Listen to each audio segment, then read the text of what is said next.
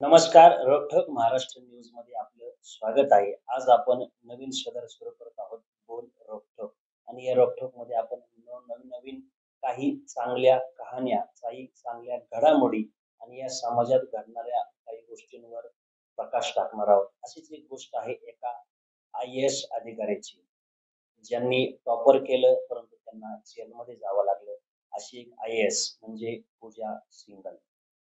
शाळा असो वा विद्यापीठ, प्रत्येक परीक्षेत टॉपर, पदवीधर ती पहिल्याच प्रयत्नात केंद्रीय लोकसेवा आयोगाची UPSC नागरी सेवा परीक्षा उत्तीर्ण झाली. वयाच्या अवघ्या 21व्या वर्षी ती IAS झाली.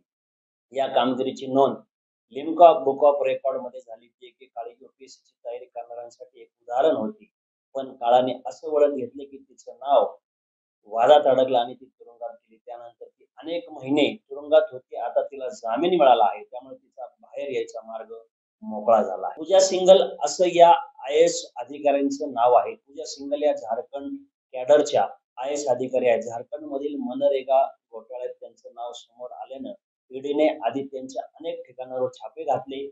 त्यानंतर त्यांना अटकही झाली. गेल्या 28 महिन्यांपासून त्या तुरुंगात आहे. मनरेगा घोटाळ्याच्या रकमेचं मनी लॉन्ड्रिंग केल्याचा आरोप त्यांच्यावर आहे. पूजा सिंघल यांना 11 मे 2022 रोजी अटक करण्यात आली होती. तेव्हापासून त्या तुरुंगात होत्या. आता ईडी कोर्टाने पूजा सिंघल यांना तब्बल 28 महिन्यानंतर जामीन मंजूर केला आहे. कोर्टाने त्यांना प्रत्येकी 2 लाख रुपयांच्या वैयक्तिक जात मुचलक्यावर जामीन देण्याचे आदेश दिले आहेत. त्यानंतर पूजा सिंघल पुन्हा एकदा चर्चेत आले आहेत. कोण आहेत पूजा सिंघल, आपण समजून घेऊया. निलंबित IAS पूजा सिंघल या मूळच्या उत्तराखंड मधल्या डेहराडूनच्या आहेत. पूजा सिंघल शालेय दिवसांपासून तिचा अभ्यासात उत्कृष्ट होत्या. शाळेपासून त्या महाविद्यालयापर्यंत त्या कायमच टॉपर असायच्या. सर्व परीक्षांमध्ये त्यांचे नाव टॉपर लिस्ट मध्ये राहिले.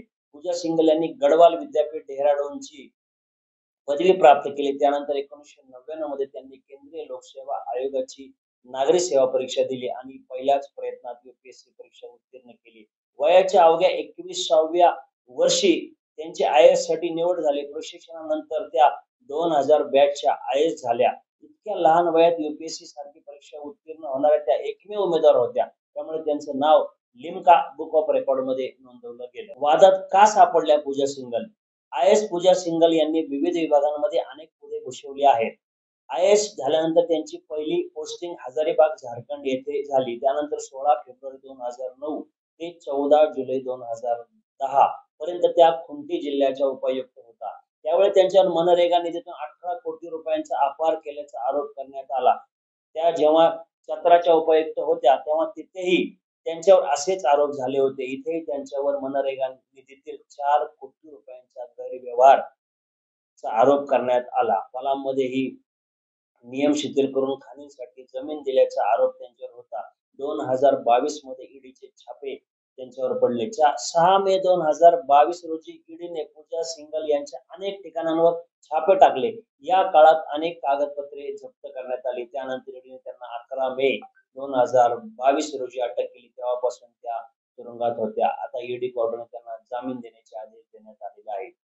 अशा नवनवीन स्टोरी ऐकण्यासाठी आपण रोखठोक महाराष्ट्र न्यूजला सबस्क्राईब करा, लाईक करा व कमेंट करायला विसरू नका. आणि आपल्याला काही नवीन विषय हवे असतील तर त्यावर आम्हाला कमेंट मध्ये जरूर सांगा.